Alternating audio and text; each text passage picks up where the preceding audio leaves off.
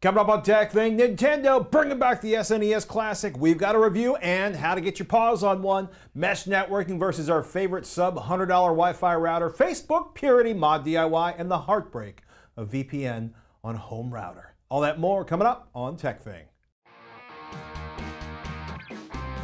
Thank you, patrons. Without your support via patreon.com/TekThing, we wouldn't be able to make the show for you each and every week. Please join the crew that makes TekThing possible at patreon.com/TekThing. I'm Shannon Morris. And I'm Patrick Norton. And this is TekThing, where we have something useful in every single show. Today's show is so useful, you might vomit from the excessive usefulness. I'm super excited. We have a lot to announce, so everybody that's going to be in the Bay Area on October 20th, Hack5 is announcing 3 new pen testing products. So we are throwing a party in San Francisco, and guess what? You're invited. Oh yes, that's right. Even me? Even you. Actually, I'm going to be working the door. He is going to be working the door. So he will be there, I will be there, Darren Kitchen will be there. It's totally free, but we do need you to RSVP because we can only fit so many people in K-Oz. That's the name of the bar that we're going to be hanging out at on October 20th. Right around the corner from those crazy kids at Twitter. At 7th, true, between Howard and Market. That's funny. That's a feisty neighborhood in the evening. So if you want to join us, all you have to do is RSVP, and you can hit up hack5.org/RSVP to do so, and we'll put the link down in the show notes if you want to go. The first 100 people that go get a gear gift as well. So you really want to be there if you want to get the new pen testing products. Get there early. Yay! There are treats.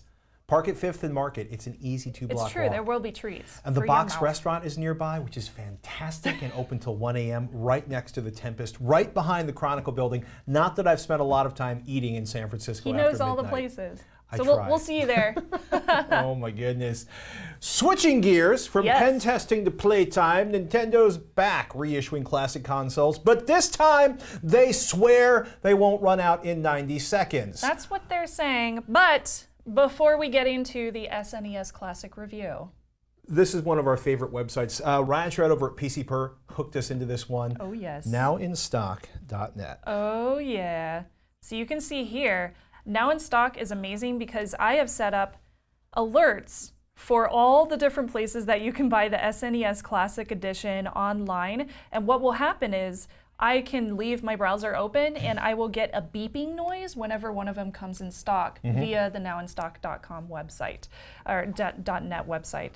So this is a great way to find out when the SNES Classic is going to be back in stock. Could you go to the main page of Now in Stock real quick? Yeah, sure. Because they don't just do consoles, but they have an amazing collection of stuff. Microsoft Xbox One X, Vega 56s, graphics cards, Legos, Google laptops. Star Wars, they have tons of toys on here. Does that say Teddy Ruxpin? Yes, it does. Let's not click on that. Okay, we won't. I was attacked by one. So I highly recommend setting up an alert over at nowinstock.net so that you can get your hands on one of the SNES Classics because they are kind of hard to find currently. It's good information to know. But there are promises. So before we get into the SNES Classic review, I also want to mention, because this one you can't even find anymore unless you want to pay like $200 to $300 for one, we're doing a giveaway. Yeah, that's right. So I ended up getting a second NES Classic console.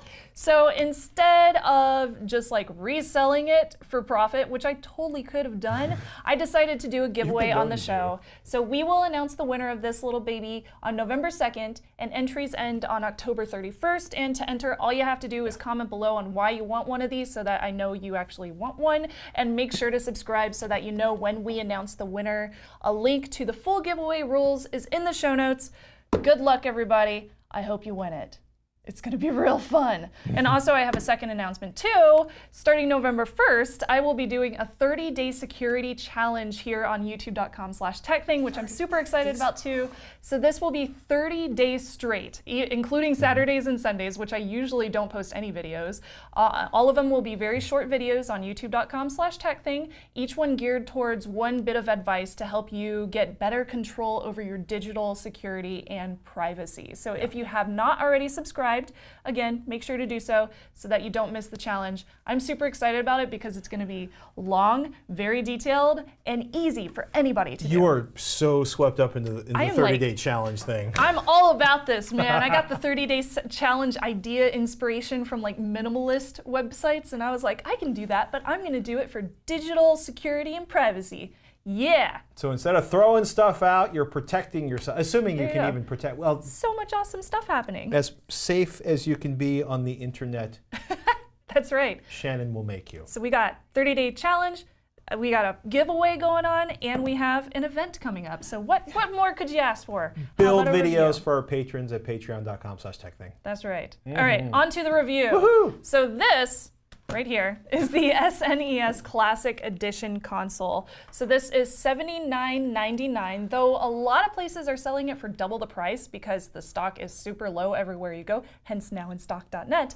So with that said, Nintendo has promised that they will have inventory throughout 2018, and I have noticed a few places restocking inventory days after the actual release date. So this does seem to be true. So I will repeat this. Don't pay a scalper, have patience. More of these will be available, and they are coming available as they get more inventory. I just happened to get lucky. I was on Twitter, and I saw a ThinkGeek post about it, so I sat there on their page for an hour or two, just kept on refreshing until I could snipe one, so I just happened to get one. There is nothing better than when you were on a sort of like trying to buy something binge because you walk by the office. What you doing? Refreshing. I'm so funny. What are you doing? Refreshing. What are you doing? I'm refreshing. It's true. What are you doing? Same thing as your last. What are you doing? Oh, I'm working on blah, blah, blah, blah. Did you get the things? I'm not refreshing, am I? I got it. And then I tweet, I'm like, yay, I got one. So the console itself is an exact replica of the old school one with a few updates for obviously your new technical requirements. I feel comfortable in saying that Nintendo, outside of a number of them that they have released, they feel that they have a formula here. They do. Take something somebody loves, make it smaller and cheaper to produce, load it with like 30 games. Yep. And this year, instead of having 5 of them in stock and irritating all of North America, they promise to keep shipping them. So you'll actually have something under the tree this Christmas. Yeah, so hopefully they actually stick to that promise. The plastic casing on this, it's the same color, has all the same etchings. There's a power button right here. There's a reset button. Both of them work. The eject button in the middle does not work, and the cartridge port right here does not open. It's just plastic casing. Obviously, you don't need those. All the games are already inside of it. Yeah. The back of this has a micro USB port for power, and then it also has the HDMI port right next to it for video output. The front also has the super cute little LEDs that light up when it's powered, just like the classic console. And the two controllers, which look just like the classic ones, plug in via the ports found underneath the original port controllers. Nice. So to open that, and this took me a moment to figure out, but you pop it open and then slide it down, and then you can plug in your two controllers right there. Not the most elegant solution. It's not elegant. It does look a little janky, but it works, okay? It works. They couldn't have just used a USB port? Yeah, no, they decided to go with the Wii ports, the same ones as the Nintendo Wii. So I have no Wii controllers to test at this time, but supposedly you can actually use the Wii Classic controllers with this since they use the same plug. So there's a reason. Yeah, take that with a grain of salt since I wasn't able to test it myself. All of the cables are included, so you get the two controllers as well as the HDMI and the micro USB. All of those are included, and a wall plug for the micro USB as well. The controllers luckily have 5-foot cables. Those are still too short for most setups, and to escape from a game back into the menu, you have to get up and flip that reset button. So not only do you have to sit closer, but you have to get up and hit that reset button anytime you want to reset. So you might want the really long HDMI cable from the television to where you're sitting. That's what I would recommend. So this means that you will have to get up. You will have to walk over there. So unfortunately, we can't be lazy on our sofas the whole time unless you have that long HDMI cable. Or wireless HDMI. Or wireless. That's a thing? Ooh, we should do a review and test those out, yeah. We'll talk about that next week. So the SNES Classic only comes with 21 games instead of 30 like the NES. It includes all those classics that you could think of like Super Mario World, Super Mario Kart, which are so much fun, Zelda Link to the Past, Final Fantasy III, which is OMG, so good. I love FF3, it's so good. But it also includes Star Fox and Star Fox 2, which was never released, which is super exciting for everybody who is a Star Fox fan. So to play Star Fox 2, what you have to do is unlock it by beating the first level in Star Fox, which is easy enough that pretty much anybody can do it. Star Fox 2 allows you to explore regions in space, and then you can choose battles instead of having a linear line of levels, which is kind of cool. It's more like adventurous. It also has 360-degree battles, which I'll be completely honest, can be very tough on the eyeballs when you're dealing with these gigantic pixels, because Star Fox 2 looks just like the original Star Fox. It's funny how, like, you know, 8-bit graphics and it's just it hurts the eyeballs. It hurts the eyeballs. But I still wanted to play it because I was like, it's Star Fox 2. You can't not. Can you save out games? Oh yeah, you can. Oh good. You can commit save states during gameplay along with a rewind function, both with the reset switch. So of course you have to get up and reset them, which is super fun, right? So all you have to do is simply hit reset, and then on the game select menu you hit down and then Y to choose a save slot for a game, or choose X for a rewind. Each one has 4 save slots. Each game has 4 save slots. And then for rewind, this will let you watch back and even pick up from a place in a game just moments before, 40 seconds to be exact, before you quit out. And I find that super useful. Nice. Especially if you end up dying at the same place over and over again. Save slot. Did they do something? Robert and I were talking about AVXL, about like 4x3 television stuff that's been expanded up to 16:9, and how much that screws up the original content. Yeah. Are these in 16:9? They're not. Oh, good. Yeah, I'm kind of glad that they didn't do that, because they stick with the original 4:3 aspect ratio. But you do have some options for that. You can choose kind of an overlay for CRT. So it looks like an old CRT. You can choose Pixel Perfect, which is the best pixels that you can get, or you can do original viewing, which I prefer because it looks more like the classic video games, except not on a CRT. Sort of smeary and CRT-ish. Yeah, it's kind of, yeah, basically. You can also add sidebar art, depending on what your preference is. I noticed for one of them, the cute little bubble graphics on the sidebar art, like you can see here, they change during some of the games depending on the color of the game. So they kind of match it up. It's kind of like how the Alienwares have been doing lately with their color effects. It's your cute. Motherboard matches your mouse, matches your screen, matches your aardvark. And I should mention it's 720p as well, so they didn't upscale to 1080p, which, you know, 720p is fine for these old games since it's so pixelated. I was going to say, like, they're big, giant, chunky 8-bit blocks, and if you're sitting more than 8 feet away, you're not going to tell the difference. Not really. The game organization can also be changed via the menus. So you can change via release date, alphabetical order, what have you. One of the cool little perks that I liked is if you just sit on the menu for long enough, the console will start cycling through those videos of your save points, or the rewinds, kind of as a screensaver, which is super cute. And it's a nice little thing so that you're not stuck there just staring at the same thing the whole time. So Shannon, you're a Nintendo/Super Nintendo, SNES, you know, she's an enthusiast. You grew up with these games. These games are huge for you. You're also a collector. You like to collect the things. I mean, the photos of you running around Japan and Pokemon. And looking for all the Sailor Moon critter statue collectible bags. Sailor Moon permanent storage aardvarks. Has my name all over it.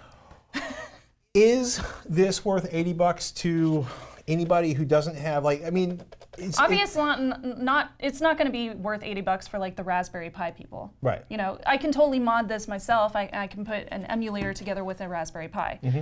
$80 is a killer deal for 21 classic games in a well-built platform, played the way they were originally meant to be played, with the controllers that are the exact same size, the exact same type of controllers. Like the buttons feel the same as the old version of it. Like it's awesome to reminisce while playing these oldies, and then it brings me back to my childhood in a way that you really can't get from emulators. And having built emulators and having run around, it's not so much the emulators, it's finding the games. Finding the games and then get tough. everything set up. Yep. So and legals.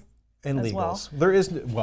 There is no legals way to do that without spending money. So I do wish that it came with a few other games that I love, like Final Fantasy 2/4, Chrono Trigger, which is amazing, and the music is incredible in that game. The Lion King, which I think it was level 3, was so hard, but eventually I passed it, and I beat that game, and man, that was a good day of my life. I'm envisioning you hitting a button over and over again while the you know, it was those dang monkeys. I never remembered which way they would throw you in the stupid game. But anyway, for a collector like me, this is a must-have. Don't spend more than retail on it. Don't spend more than 80 bucks because I have seen with my own 2 eyes some restocks happening. So just be patient. Wait for those. If you're a collector like I am, if you love these classic Nintendo games like I do, just wait until you see an $80 one available on Amazon or Best Buy or wherever, because according to Nintendo, they will come back out, and I'm just waiting for more of them to come out so I can alert my friends on Twitter.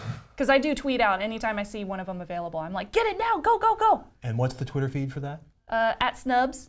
At KempoB10 tweeted, well, actually about half the people we know on Twitter, at Ace Detect, at Schwid, at Patrick North, at Robert Heron. Why can't setting up a VPN on your router be as simple as it is with mobile? Oh, I wish it was. It's easy. Most routers are underpowered, so if you actually get your VPN running on them, you're asking them to encrypt the packets. It slows your router speed to a crawl. It makes everybody on the network miserable. Most router interfaces or Wi-Fi home router interfaces, and the firmware for that matter, are poorly maintained, if they're maintained at all. Yeah. So nobody's gone through and like, how can we really maximize the performance on this VPN action on our router? Well, the router processor in most cases is so slow, it doesn't matter how well they optimize it. They're not going to optimize it anyway because they built it to a price point and then walked away. Nothing bitter about that. Most folks don't care if the node / neighborhood / cable company / entire internet can see their packets, so they don't care about VPNs. So the home router companies don't really prioritize VPNs. And like we said, if you're not running a business class router, a VPN very rarely runs very well, and VPN capable business routers tend to cost a lot more money than most people are willing to spend. So yeah, VPN at the OS level, way easier, because that's where most folks actually use it, right? If you're traveling, if you are doing stuff you don't want your cable company to know about, if you're doing stuff you don't want your spouse to know about, if you're doing stuff that you have to keep secure because it's a corporate connection or security. If you're trying to buy security. tickets to the Ghibli Museum in Tokyo, Japan, and they don't let you buy them unless you have a Japanese VPN. If you just want to watch curling videos outside of Canada. The VPN companies, they concentrate on people putting it in place in the operating system, whether it's on a phone or on a laptop or on a desktop, because that's where the vast majority of users are for VPNs. In the immortal words of a friend of mine, it is what it is. And it gets slightly easier if you spend a bunch of money for a corporate grade router, but then you've spent all the money on a corporate grade router and it should be easier. That's right. Yeah. Also, it's amazing. I'm fascinated. I will not mention it, but several financial organizations, what do they call it? Like Wall Street type brokerage firms. Oh yeah. Banks, Craigslist. Yeah. It's amazing how many websites they won't let you. They won't even let you go to their website on a VPN. So you may not want to put a VPN in place on the router, because if you do that, you'll have to dig into the router to turn it off to do whitelisting or something like that. Yeah. So it's Kenpo. You have my greatest sympathies. There's almost nothing you can do. Are you still using private internet access? I am using PIA. Yeah. That is how I was able to buy my studio or Ghibli museum tickets. We both use PIA. It's kind of been a tradition for us. There are lots of other viable alternatives out there. For example, my partner on AVXL, Robert Heron, is a big fan of IPVanish, except when he's in China. Oh, interesting. Yeah, because nothing works in China. Oh. I exaggerate slightly, but only slightly. What, ladies and gentlemen, are your VPN picks and why? Email ask@TekThing.com. Email ask@TekThing.com. Ask@TekThing.com. Ask@TekThing.com. I did the right email address. It's a miracle. For Thanksgiving or Halloween. Halloween. All the things. All the things. Got an email from Craig. He writes, please provide Patreon options that are monthly rather than episodic. Well, here's the thing. The way our Patreon is set up, we actually can't give you monthly options. But what you can do is decide what the show is worth to you on a monthly basis, hopefully at least $4 or $5. We'd love for you to spend more because we like to eat and have health insurance and stuff. $4 or $5 is $1 an episode. Then cap the monthly donation you're willing to pay at that amount. That's what we can do within the infrastructure that Patreon gives us, and hopefully we're worth the time it takes you to set that up. I personally would really appreciate it, and so would my children too. And yes, we are looking for some other options for supporting the show for later this year. And remember, if you're a patron, you not only get our gratitude, but access to our build videos, an audio-only feed, your name up on the wall of thanks or in the show, monthly hangouts with Shannon and I on the higher amounts. And hey, we would love to hear what might coax you into signing up at patreon.com/TekThing. Let us know, ask@TekThing.com. That's also the place to send your questions, share your tips, and fire out ideas of tech you'd like us to cover, especially the new stuff. There's tens of thousands of you, and there's 2 of us, so chances are someone out there, and a lot of someone's out there, are seeing things we haven't seen yet, and we would love to hear about them from you. Seriously. You can also tweet at TekThing, at Snubs, or at Patrick Norton. Message us at facebook.com/TekThing. There's fresh tech news there every day. And seriously, thank you so much for supporting the show, no matter how you do it. Corey's got a question. He emailed ask@TekThing.com in the Mesh Network episode. Can you go over the difference between a mesh network and a network with access points? Advantages, disadvantages? Thanks from Corey. Oh my goodness. That's a really good question. It is a really good question, especially when you're looking at the cost of this stuff. Oh, yeah. And some of this stuff's really expensive. Think of a mesh networking system. Doesn't matter if it's Eero, Ubiquiti's Amplify, Netgear's Orbi, TP-Link's Deco, Lynx's Velop, Google Wi-Fi. The list gets longer every month or two. Yeah. Think of it as whole house Wi-Fi, right? Why?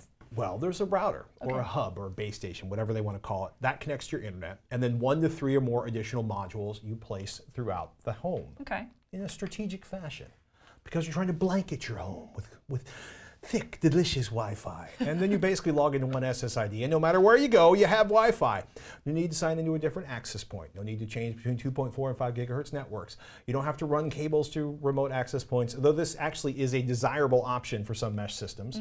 And if properly configured, you're not going to have the whole halving of speed and bandwidth that many range extenders have, because they kind of like, they're, you know, they like doo-doo and doo-doo and then doo-doo and doo-doo, which is like the worst. They're slow. Yeah, they're slow because they don't duplex properly.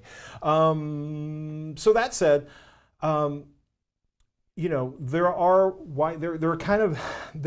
some Wi-Fi routers that have extenders or access points that are designed to work like a corporate network or like a mesh network, where you sign in once and it gracefully hands you off. As you move closer to the stronger access point, it goes, talk to that access point.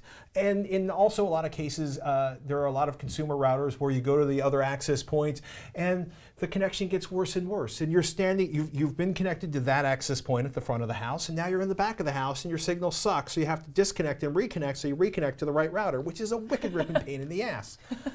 So, and that said, just because you get 300 megabits per second next to that main mesh box in your system when you're standing next to it, it doesn't mean you're going to get 300 megabits per second in every corner of your house. So true. Oh my goodness. So last week I mentioned I was drilling holes in my house. Basically, I was running Ethernet from the closet with my common networks box. That's the wireless network I use instead of Comcast, because better speeds, less money, woohoo! Through the crawl space and up to the center of the house. And then I ran an Ethernet cable back from that corner of the house to the closet, because that's where our Apple TV and our Roku and our Sonos boxes and the switch all connect to the network. Okay. Then I put a TP-Link Archer C7 Wi-Fi router in the center of the house. And if you've never seen one, it looks a lot like this. Ta-da! Beautiful. It's like our pick for a sub $100 router. The crew at the Wire Cutter turned us onto them. It's a wonderful router. And when it's in the closet next to the switch and the internet connection, it does not reach what I affectionately call our hell test in the master bedroom. Hell test, master bedroom. Can't wait to hear my wife react to that one. Case in point, if I'm logged into the 5 gigahertz 802.11 AC bits of the C7 in the same room as the C7, I get 281 megabits per second. Wow. Smoking fast on my network really good. test. Yeah. I mean, and that's a network test. That's not an internet test. That's maximum network throughput. That is faster than the Eero 2, which delivers 243 megabits per second in the same room, which is still a fantastic speed as far as I'm concerned. Oh yeah. 20 feet away from the C7 in the bedroom hell test, I can't actually complete the full network test connected via 5 gigahertz to the Archer C7. Oh, wow. I get like 256 kilobits per second on the parts of the test that'll actually finish. That's horrible. It is horrible. I mean, and even with that connection, as miserable as it is, I can still load web pages, but it takes time. And like the big JPEGs, you know, okay, one of my favorite cartoons online is questionablecontent.net. And, you know, they have big graphics, but like this should not take a minute to load or 4 or 5, you know, reloads of the web page. You know, I should not, that's just bad, right? So downloads, operating system upgrades, streaming video, streaming audio, that sucks. Now, if I switch the connection on that Archer C7 to 2.4 gigahertz, huge difference.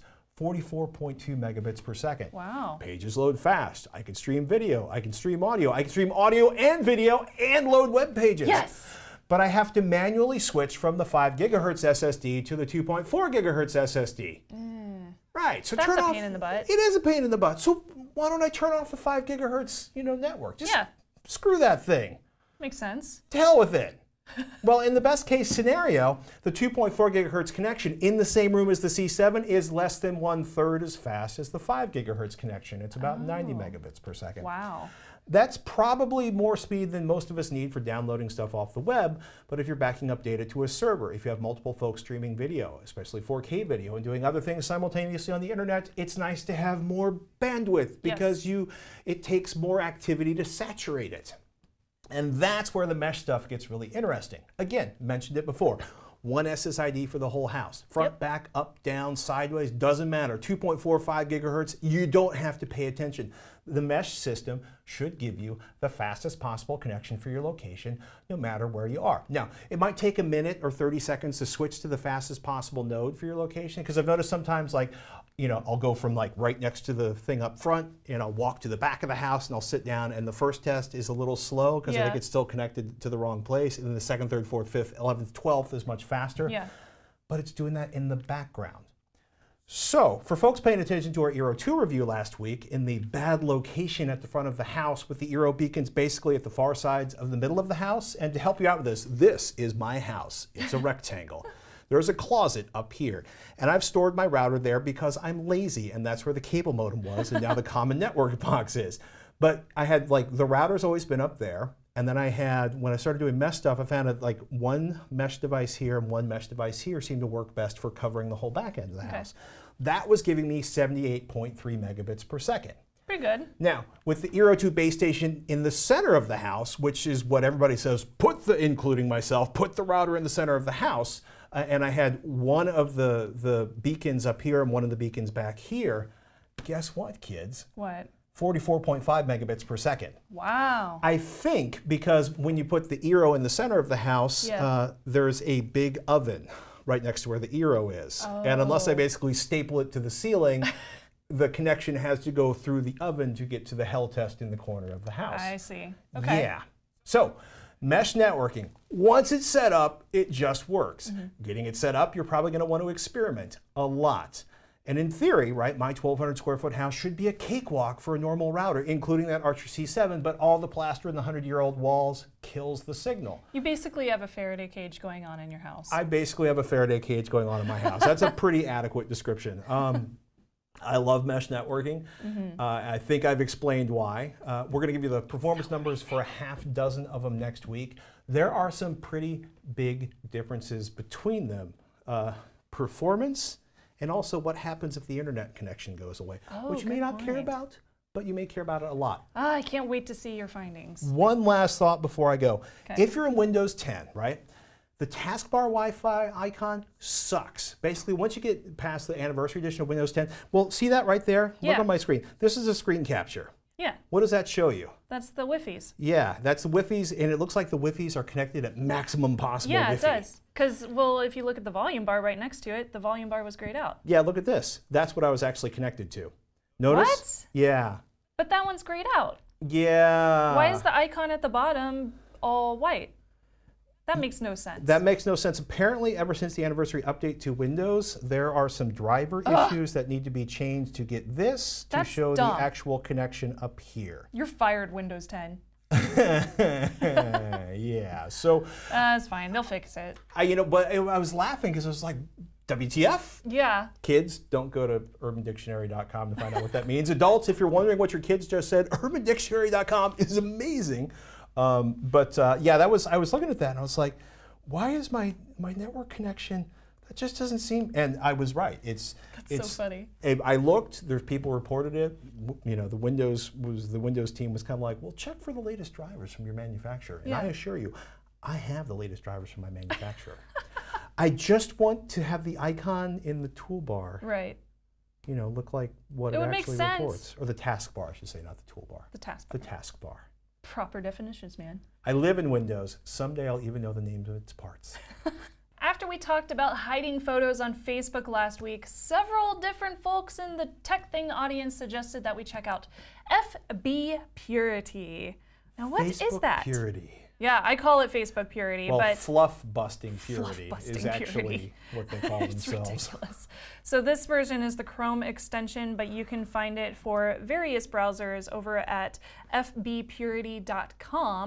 To add Facebook Purity to your browser, you simply go to the extension link and then you choose Add to Chrome if you're using Chrome, and then you open Facebook if you're using Facebook, and you will see a pop-up that alerts you of the new extension. And then all you have to do is read the directions on the page. It's very easy to set up. There's pretty much nothing to it, actually. Does it allow you to basically hide everything on the web page? Yeah, basically. It's pretty cool. Luckily, I have curated my Facebook account quite a bit, but I'll show you how this works. If you go over to Facebook... You've unsubscribed everybody, I did. I actually... Unfollowed, sorry. I started following a few people back, like I've got my sister here and a few other people. I will blur out some of the information on here, but up here you can see this little icon. It says FBP, so that's the extension. You click on it, and then you have a whole bunch of options. Whoa. Newsfeed filters, story types, you can choose event stories, link and page stories. All of this information is in here. So I'm going to stick to the news feed because that is the most public part of my feed, and I'm just going to check on all of these. So you'll notice on Facebook you have advertisements that show up in the main feed, and then you also have this column over here on the side which has events, and it also has some advertisements as well. Now if I just click on everything, because this is the easiest example I can give you, and obviously, if you do want to curate it yourself and do very customized settings, you can do that as well. Simply hit Save and Close, and then it's going to refresh the page for you. You'll notice now you see my thing at the very top, and look at that. It completely hid all the advertisements on this side, so you no longer see that column. And if I start scrolling down, of course I'm still going to see my friends' posts that I want to see, but I no longer have advertisements. So I did have an advertisement in here for like bath soap from Bath & Body Works. It's not there anymore. Isn't that cool? I think that's delightful. It's very cool. And I feel like if you use FBP for short, it'll probably speed up the load time as well, because it's hiding all that garbledy-gook that you really just don't want to see. So thank you everybody for recommending that. FBP is awesome. Highly recommend it. So cool. Fluff Buster. Fluff Buster. Why do I think that originally stood for something else?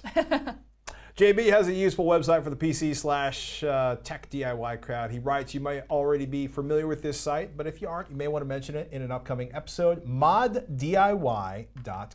The site has tons and tons of DIY mods, cable, sleeving, and other related items. The items are clearly described, pictures are clean and informative, and their FAQ section is incredibly useful. Check out their helpful, very technical yet casually phrased write-ups on PCI Express pinouts. Cool. Love the show, have been a supporter via Patreon, and I'm thankful for all your efforts. Keep up the great work, JB. Yay! Thank you. That's awesome. Thank you so much, Jay. That's really cool. I've been curious about cable sleeving forever. Yes. JB is also a big fan of the USS Iowa down in Los Angeles. Oh, nice. We will cover that in a Do Something Analog soon. Very cool.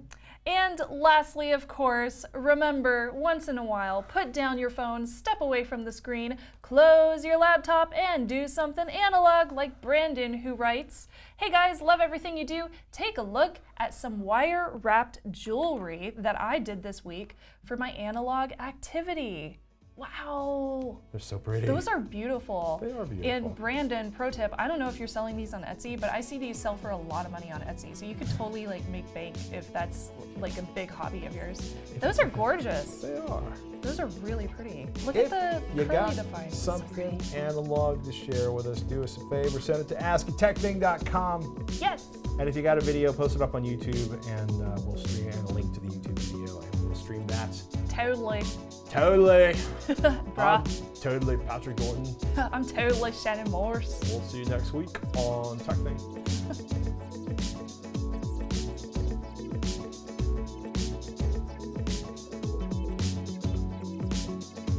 Hey, We mention it a lot. We talked about it to death during the recent hurricane-ish mayhem. Now 107,000 acres have burned in like 3 days up in Northern California. Scary. 2,000 structures, 150 people missing, 10 dead and counting. Not to be all panicky, but back up off site. I'm very grateful that I back up all my things because that's 15 miles from us, like air view. And we got family down there. Our thoughts are with you. We got slammed in the last 300 hurricanes. I exaggerate slightly, but it feels that way. Yeah. We're thinking about you. If you're dealing with wildfires, we love you guys. Forest fires, mayhem, back up. Thank you everyone for watching. Don't forget to subscribe for the giveaway. Thank you to all our patrons because you make the show possible. Thank you everyone.